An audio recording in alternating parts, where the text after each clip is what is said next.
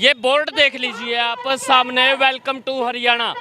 इस बोर्ड के उस साइड हरियाणा नजर आने वाला है और इस बोर्ड के इस साइड दिल्ली। और ये काफिला जो है ये हरियाणा से आया है चल के, ये आप देख पा रहे हैं यहाँ पर। और विकास जी सर भी यहाँ पर पहुंचे हैं, एक बार बातचीत कर लेंगे। विकास भाई आ जाइए इस साइड आ जाइए।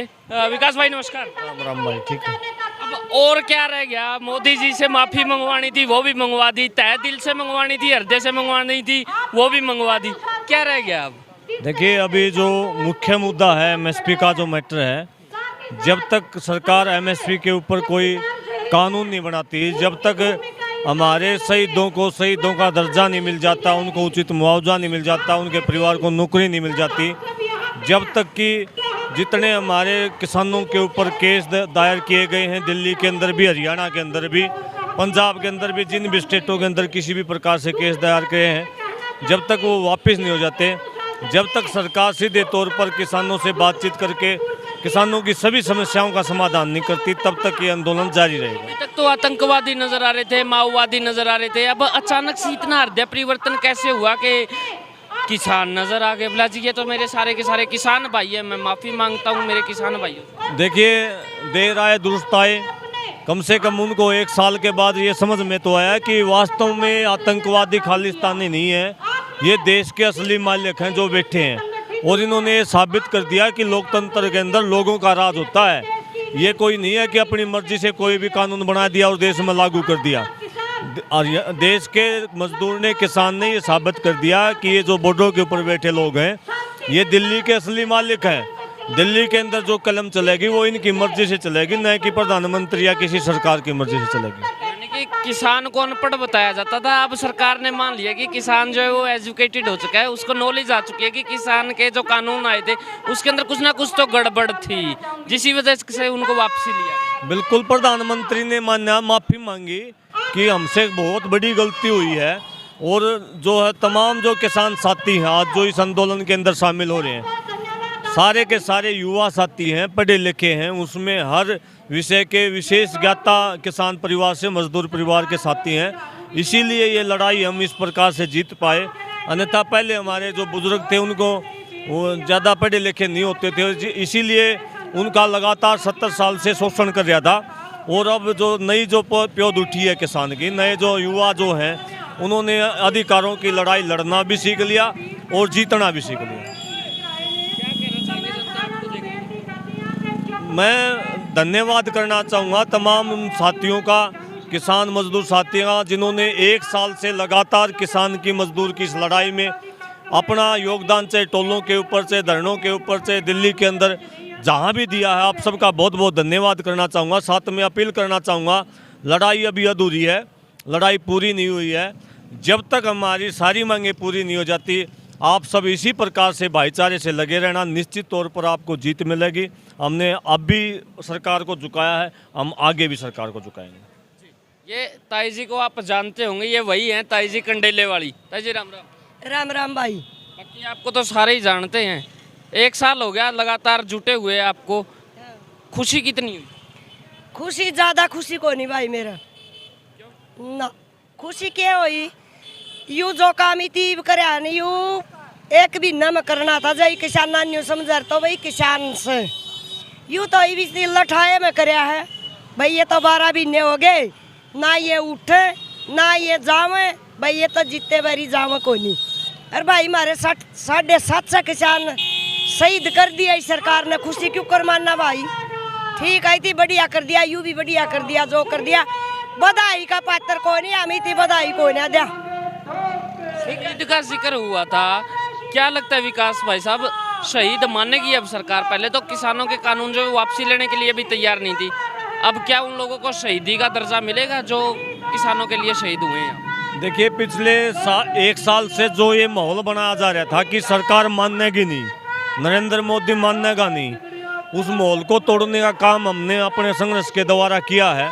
आज तो देश का बच्चा बच्चा ये जानता है कि अगर किसान मजदूर अपनी लड़ाई एकता से लड़ता रहा, जब हमने 3 कानून वापस करवा दिए तो शहीद का दर्जा भी हम दिलवा सकते हैं, एमएसपी भी हम बनवा सकते हैं। ज़रूरी ये है कि हम इसी शांति के साथ, प्रेम के साथ हम इस लड़ाई को लड़ते रहें। निश्चित तौर पर लोकतंत्र के अंदर लोगों की बात को मानना पड़ता है। एक साल तक का सफर जो है वो आज कंप्लीट हुआ है। 26 नवंबर को ये दिन शुरू हुआ था और आज एक बार फिर 26 नवंबर आ चुके। कैसा रहा एक साल का सफर? भाई देखिए, एक साल का सफर रहा है, ठीक रहा सफर तो, लेकिन जो 26 नवंबर ने एक साल पहले आए थे, आज भी बिल्कुल वैसे का वैसा माहौल है। और जो तीसरे काले कानून मोदी ने रद्द किए हैं, ये बिल्कुल हमें उसका धन्यवाद है, किस्म से तो रद्द किए हैं, लेकिन अभी तक मतलब इशू और भी बहुत रह रहे हैं। MSP की गारंटी रह रही है, जो किसान शहीद हुए उनको मुआवजे की बात है या केस वापसी की बात है, तो इसी तो और भी बहुत ही बात है। लेकिन जब तक MSP की गारंटी और ये सारी मांगे पूरी नहीं होगी, नहीं किसान तो वैसे ही रहेगा भाई। और आज भी बटन लाए गए अपना पंजाब से, कल सारे आ लिए हैं, आज हरियाणा भी आने लाए। आप देखोगे 12-1 बजे तक बिल्कुल पूरा रोड पूरा भर जाएगा। सारी मतलब फोन आने लग रहे हैं, गांव से भी, गाड़ियों में, ट्रैक्टरों में लोग अपने सवार होकर आने लग रहे हैं। बिल्कुल कैसा रहा आपका एक साल का सफर, जो कि इन तरपाल लगाकर, तंबू लगाकर कटा? ये संघर्ष है, संघर्ष, किसानी संघर्ष 2021। संघर्ष में उतार चढ़ाव सब देखना पड़ता है, हर मुसीबत का सामना करना पड़ता है। देखो, ये 12 महीने का संघर्ष है और 9 महीने बाद बच्चा जन्म लेता है। तो जो क्रांतिकारियों ने जन्म लिया है 9 महीने बाद, वो लोरी ले रहे हैं। और ये क्रांतिकारी आने वाले समय में जो बच्चे जन्म लिए हुए हैं, क्रांतिकारियों ने जन्म लिया है, वो आने वाले समय में क्रांति करेंगे, देश में बहुत बड़ा बदलाव होगा। ये क्रांति यहाँ रुकने वाली नहीं है। क्या लगता है, MSP का जिक्र है कि MSP मिलेगी, मिनिमम सपोर्ट प्राइस जो है वो चाहे गेहूं का हो, चाहे चावल का हो, चाहे बाजरे का हो, या फिर किसी भी फसल का हो, सरकार देने का और बढ़ाने का काम करेगी? क्यों नहीं मिलेगी? मिलेगी। जनता मांगती है, देश का किसान और मजदूर MSP मांगता है। तो ये कौन है ना देने वाले? इनको जनता चुनती है और देश की जिम्मेदारियां इनको सौंपती है, देश को चलाने के लिए, देश की व्यवस्था को व्यवस्थित करने के लिए इनको सौंपती है। तो ये कौन है देने वाले? देनी पड़ेगी MSP इनको। जनता मांगती है, किसान मांगता है, किसान का हक है। किसान और कलम, ये सौभाग्य है, ये किस्मत हल चलाता है किसान। सरदार जी हमारे साथ में मौजूद है, सरदार जी से बातचीत कर लेंगे। सरदार जी, सत श्री अकाल। वाहेगुरु जी का खालसा, वाहेगुरु जी की फतेह। कब से बैठे हो इस बॉर्डर जी पे? इस ठीकुरी बार्डर ਤੇ ਬੈਠੇ ਆ ਜੀ। ਬੋਹਾ ਪਿੰਡ ਆ ਸਾਡਾ, ਮਾਨਸਾ ਜ਼ਿਲ੍ਹਾ। ਅਸੀਂ ਇਹਦਾ ਆਪਦਾ ਹੱਕ ਲੈ ਕੇ ਵਾਪਸ ਚਲਾਂਗੇ। ਸਾਨੂੰ ਜਿਹੜੇ ਕਾਨੂੰਨ ਵਾਪਸ ਲਏ ਨੇ ਉਹਨਾਂ ਦੀ ਖੁਸ਼ੀ ਵੀ ਹੈ, ਤੇ ਨਾਲ ਨਾਲ ਸਾਨੂੰ ਬਹੁਤ ਦੁੱਖ ਪ੍ਰਗਟ ਹੈ। ਜਿਹੜੇ ਸਾਡੇ ਭਰਾ, ਸਾਡੀਆਂ ਮਾਤਾ, ਸਾਡੀਆਂ ਭੈਣਾਂ ਭਰਾ ਇਥੋਂ ਚਲੇ ਗਏ, ਉਹਨਾਂ ਦਾ ਸਾਨੂੰ ਬਹੁਤ ਜ਼ਿਆਦਾ ਦੁੱਖ ਹੈ। ਪਰ ਅਸੀਂ ਆਪਦੀਆਂ ਸਾਰੀਆਂ ਮੰਗਾਂ इथों लेके जावांगे, जित के जावांगे, नहीं जाना दे के जावांगे। क्या लगता है मानसा आप बीच में गए भी हो घर परिवार से मिलने के लिए, या फिर पहले दिन से यहीं पे बैठे हो? नहीं जी, ਅਸੀਂ जाने भी हाँ, आपदे बच्चों कोले भी जाने, आपदी खेती का भी देखते हाँ, ते ਅਸੀਂ उरे भी ड्यूटियां निभाने आगे। सरदार जी, बिल तो वापसी हो गए, अब क्या रह गया? मोदी जी ने कह दिया था भले जी दोबारा सर्दियां आने वाली हैं, उखाड़ लीजिए, वापसी घर पे चले जाइए, मैं माफ़ी मांगता हूँ, मेरा हृदय परिवर्तन हो चुका। लिख के दे दे, बस लिख के दे दे सानू। ते ਜਿਹੜੇ ਕਾਨੂੰਨ ਆ 3 ਕਾਲੇ ਤੇ 3 ਮੰਗਾ ਹੋਰ ਆ, 6 ਮੰਗਾ ਸਾਡੀਆਂ। अब मोदी जी कहेंगे अब किसान है ना वकील बन चुके हैं कि सारी चीज़ें लिखित में मांग रहे हैं। ਦੇਖੋ ਜੀ, ਅਸੀਂ ਕਿਰਤ ਕਰਨ ਵਾਲੇ ਆ, ਅਸੀਂ ਵਕੀਲ ਕਾਹਦੇ? ਅਸੀਂ ਤਾਂ ਕਿਰਤ ਕਰਕੇ ਖਾਣ ਵਾਲੇ। ਅਸੀਂ ਜਿਹੜੇ ਵਕੀਲ ਆ, आप कहाँ से, कौन सी जगह से? ਹਾਂਜੀ, कौन सी जगह से? ਅਸੀਂ ਫਰੀਦਕੋਟ ਜ਼ਿਲ੍ਹੇ ਦੇ ਹਾਂ। हाँ जी सर, आप कब से टिकरी बॉर्डर पे हो गए? काफ़ी टाइम हो गया आंदे नूं, आने ਵਿੱਚ चले जाने हैं। ਸੋ ਮੋਦੀ ਨੇ ਜੋ ਲਿਆ ਬਿਆਨ ਲਏ ਤਾਂ ਵਧੀਆ, ਪਰ ਅਸੀਂ ਉਹਨਾਂ ਨੂੰ ਇਹ ਬੇਨਤੀ ਕਰਦੇ ਹਾਂ ਕਿ ਸੰਸਦ ਦੇ ਵਿੱਚ ਲਿਖਤੀ ਰੂਪ ਦੇ ਵਿੱਚ ਇਹ ਕਬੂਲ ਕਰ ਲੈਣ, ਤਾਂ ਜੋ ਕਿਸਾਨ ਵੀ ਖੁਸ਼ੀ-ਖੁਸ਼ੀ ਆਪਣੇ ਘਰ ਜਾ ਵੜਨ। ਕਿਉਂਕਿ ਕਾਫੀ ਟਾਈਮ ਦੇ ਬੈਠੇ, ਅੱਜ ਪੂਰਾ 1 ਸਾਲ ਹੋ ਗਿਆ, ਸਾਲਵਰਾ ਮਨਾਈ ਜਾ ਰਹੀ ਅੱਜ।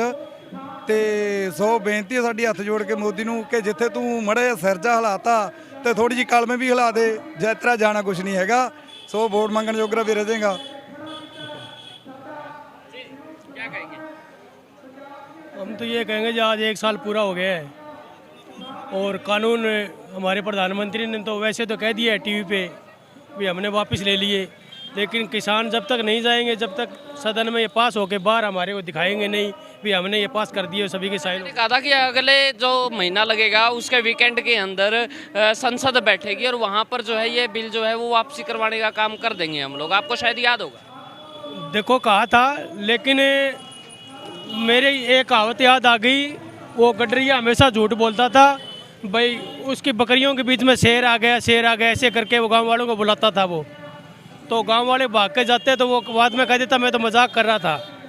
तो अब जनता को ऐसा लग रहा है कि हमारे पीएम मजाक कर रहे हैं, हम जब तक नहीं मानेंगे, जब तक हमें लिखित रूप में नहीं देगा। ये बात तो नहीं हो सकता है, देश के प्रधानमंत्री हैं, झूठ कैसे बोल देंगे? जब इतनी बड़ी बात बोल दी तो झूठ क्या? खूब बोल सकता है, ऐसा झूठा प्रधानमंत्री आज तक तो हमने देखा नहीं। मेरी 55 साल उम्र है, देखो एक्सपीरियंस इतना नहीं है राजनीति का, लेकिन बड़े बुजुर्गों से हम सुनता है कि बढ़िया बढ़िया आदमी आए थे और शायद आगे ऐसा झूठा प्रधानमंत्री और नहीं आएगा जितना मोदी जी है।